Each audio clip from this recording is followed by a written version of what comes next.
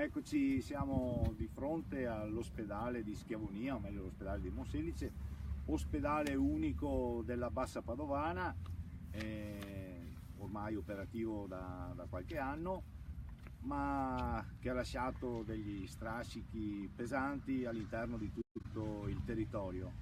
Questo perché ovviamente è andato a sostituire altre opere, altri ospedali, ha comportato una riorganizzazione della sanità, ha comportato una riorganizzazione anche dei servizi all'interno del territorio e ovviamente anche delle ricadute per quanto riguarda i lavoratori stessi che operano all'interno della sanità e di questi ospedali. Siamo qui con Massimo Maffezzoni, attivista sindacale, lavoratore all'interno di una delle cooperative che operano appunto all'interno di questo ospedale, Paolo De Marchi, che ha curato, diciamo così, anche un piccolo dossier appunto sulle trasformazioni che hanno subito i nostri impianti, i nostri ospedali all'interno del territorio. Con loro appunto facciamo così una ricostruzione e anche facciamo un bilancio di quella che è stata un'operazione, insomma, che ha fatto molto discutere, che ha coinvolto tutti gli amministratori del territorio e ovviamente anche tutti gli operatori sociali e alla fine anche i cittadini. Da chi partiamo?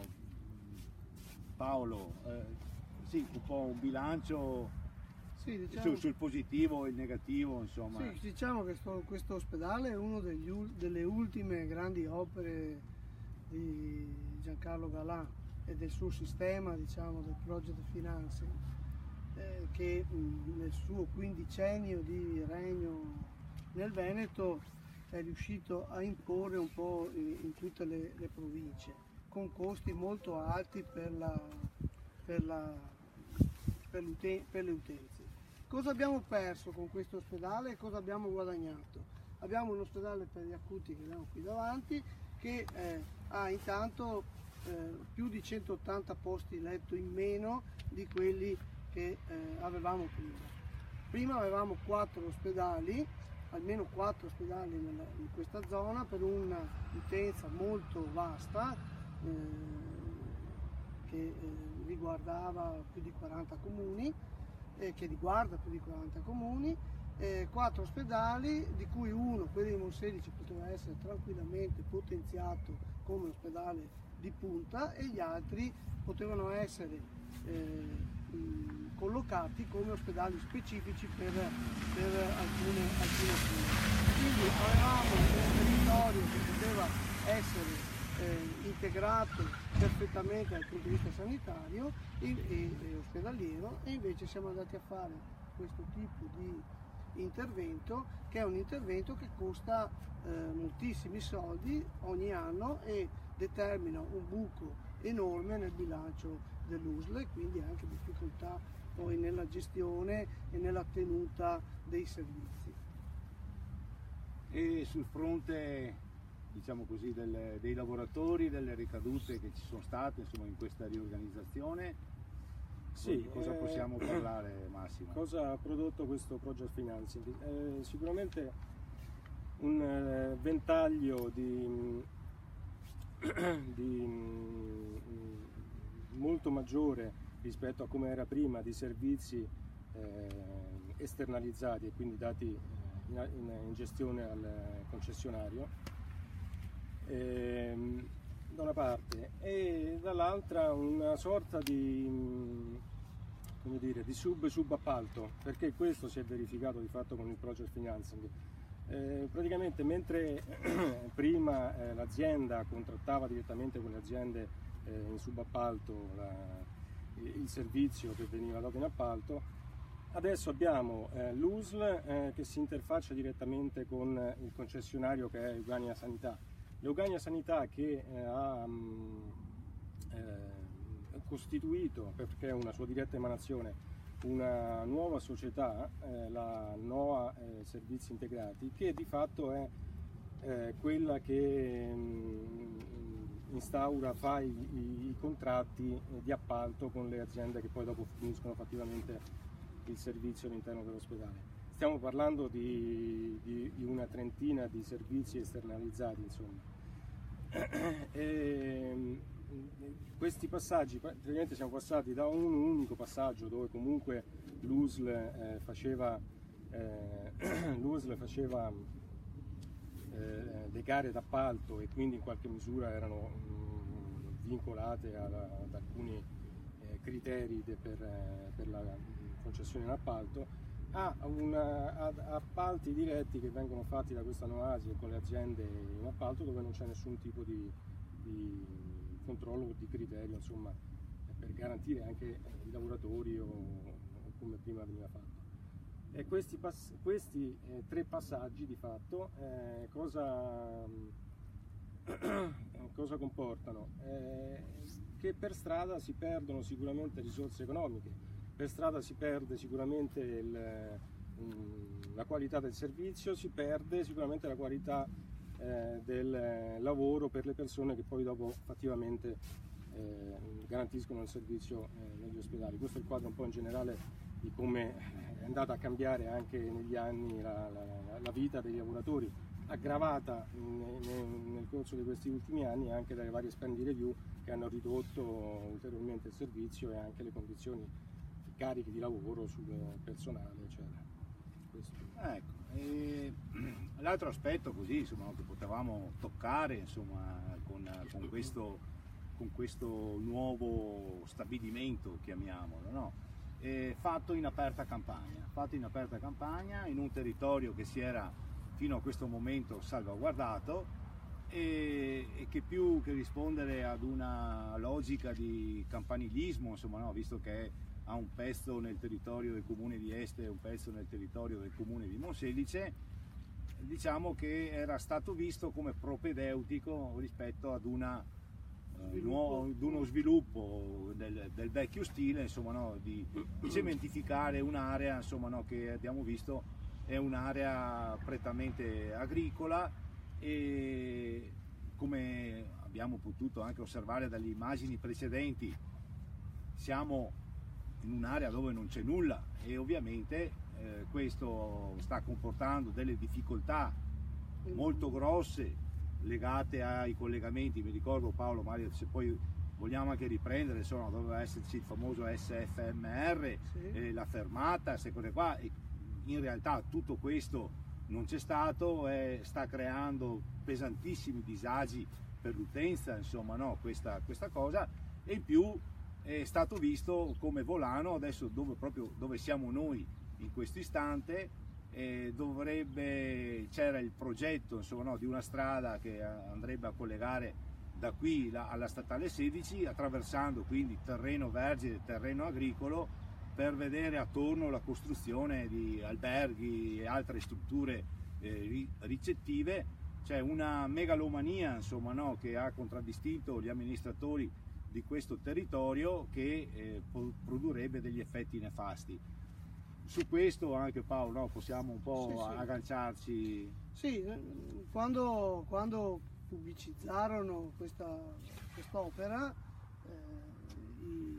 soprattutto gli amministratori locali, che si erano detti tutti favorevoli allo spostamento dell'ospedale in questo sito, avevano sottolineato il fatto che il sito era strategicamente, dal punto di vista viabilistico, nel posto più giusto del territorio, perché sarebbe stato collegato alla nuova regionale 10, avrebbe avuto la fermata della ferroviaria del sistema metropolitano in superficie subito dietro l'ospedale e così via.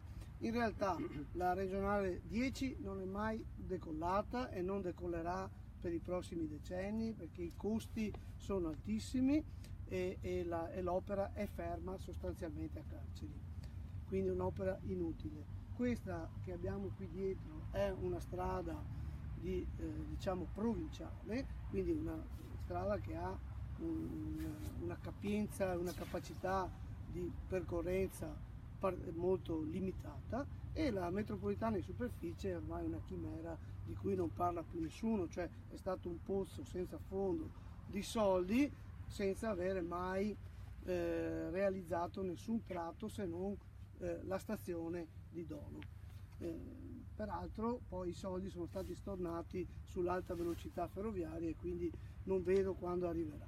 Per cui questa opera alla fine l'unica cosa che ha realizzato sono 1800 posti auto, che sono, se vengono messi a confronto i 400 posti letto per i malati, capite bene come ci si deve arrivare, come bisogna arrivare in questo ospedale. La stessa navetta bus, che era il fiore all'occhiello del sindaco Lunghi, avrebbe fatto una navetta bus per tutti, per l'utenza e per i dipendenti, in realtà non è mai decollata bene, perché partita con un buon numero di orari si è subito ridotta, perché il tipo di passeggeri sono ovviamente pochi per le percorrenze che dovrebbe fare, e comunque a costi non indifferenti. Chi deve venire 2 volte in ospedale deve spendere 10 euro, insomma, alla fine, e sono costi per chi deve seguire un malato tutti i giorni, e qui in questo ospedale i familiari devono seguirlo molto di più che negli altri ospedali, perché siamo in carenza di personale, siamo in carenza di personale medico e infermieristico, e ci sono molte deficienze dal punto di vista dell'assistenza. Ecco Massimo, sì, anche una battuta finale, visto che tu è da anni che lavori, insomma, e operi all'interno degli ospedali, anche la tua percezione su come è cambiato, o se è cambiato, il sistema, come dire, l'offerta di prestazione ai pazienti, alle persone, ai cittadini che hanno bisogno del sistema sanitario. Che cosa puoi rilevare tu da questo punto di vista, oltre ad altro che volevi anche... No, volevo aggiungere alla questione che l'accentramento e la dislocazione in mezzo ai campi di questa struttura ha comportato anche, questo è venuto fuori qualche volta ma non se ne parla mai abbastanza, una fuga di utenza nelle strutture, voglio dire, nel Montagnanese ad esempio, verso Rudigino, 90, Padovano, certo. e Legnago, e anche da parte del personale sanitario, che evidentemente in questa struttura e con questa organizzazione non si è più ritrovata come poteva essere precedentemente. Quello che chiaramente si rileva in questa struttura è uno scadimento generale, sicuramente rispetto a quello che veniva garantito prima dei servizi, di vari servizi, insomma, a partire dalle pulizie, dalla ristorazione e quant'altro. Anche le liste d'attesa mi sembrava, Massimo, e che le siano... liste d'attesa anche, vediamo, c'è un po' tutta questa dicotomia sull'intramoenia e l'operato dei medici all'interno, tra pubblico e privato, sì. Questa commistione che comunque non è mai stata risolta e che andrebbe invece una volta per tutte anche affrontata, perché gran parte delle allungaggini delle liste d'attesa probabilmente è dovuta anche a questa interferenza tra pubblico e privato, e dirottamento, no, verso il privato di servizi, di offerta all'utente. Una battuta finale, qualche numero, Paolo? che forse... Sì, leggi pure. Allora, è costato 175 milioni, cioè 10 milioni in più di quelli previsti. Di questi 175 milioni, 64 li hanno messi i privati, 20 il resto li ha messo il pubblico, regioni in gran parte, una parte l'USL. In compenso il privato ha avuto una concessione per 26 anni. Solo è andato in funzione nel 2014, nel 2015 nel bilancio dell'USL avevamo già 28 milioni di buco, e questo buco era in gran parte determinato dai canoni di affitto di questo ospedale e dall'aumento di tutte le spese dovute, diciamo, sia alla parte sanitaria che alla parte non sanitaria. Il ragionamento che faceva Massimo prima sull'utenza che scappa, con i numeri si capisce bene. Ci sono 23 milioni di entrate all'USL, per utenza nuova che è venuta a utilizzare l'ospedale, contro i 67 milioni di utenza che scappa da questa USL. Quindi il fatto che un utente, una persona vada a Rovigo piuttosto che a Schiavonia, costa alla USL dei soldi, perché deve pagare tutti i costi ospedalieri all'USL dove questo si è curato. Ma la cosa importante è che oltre al canone sono aumentati i servizi sanitari del 24%, sono aumentati i servizi non sanitari del 32% e in particolare sono aumentati tutti i servizi che sono stati dati in appalto, perché anche su questo va detto che la lievitazione dei costi è stato enorme. Quindi più che un beneficio è stato un grosso buco per la comunità, un grosso affare per i privati che hanno una concessione di 26 anni. Ecco, io arriverei ad una conclusione ricordando che questa esperienza purtroppo si è ripetuta in tantissime altre parti del Veneto. Ricordiamo l'ospedale Dall'Angelo, no, di Mestre, l'ospedale di Schio, anche quello, insomma, no, altre operazioni di questo tipo, di questo genere, che dicono come si sono dilapidati i soldi pubblici da parte della regione, in questo caso per quanto riguarda la sanità, e il tutto cosa va a costare, oltre in una perdita di qualità del servizio anche in termini economici. E infatti siamo ancora alla presenza di ticket e super ticket che stanno costando tantissimo ai cittadini.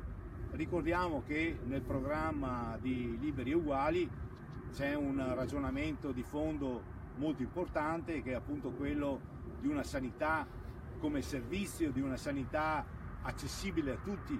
Noi abbiamo in Italia 12 milioni di persone che oggi non possono accedere alle cure mediche proprio per motivi di carattere economico. Ecco che quindi la sanità deve essere considerata un servizio indispensabile, e come abbiamo visto anche una gestione oculata dei fondi e degli investimenti potrebbe produrre quel quantitativo anche di circolazione di denaro e quant'altro che eviterebbe questo a tutti i cittadini. Ci salutiamo e ci diamo appuntamento alle prossime dirette.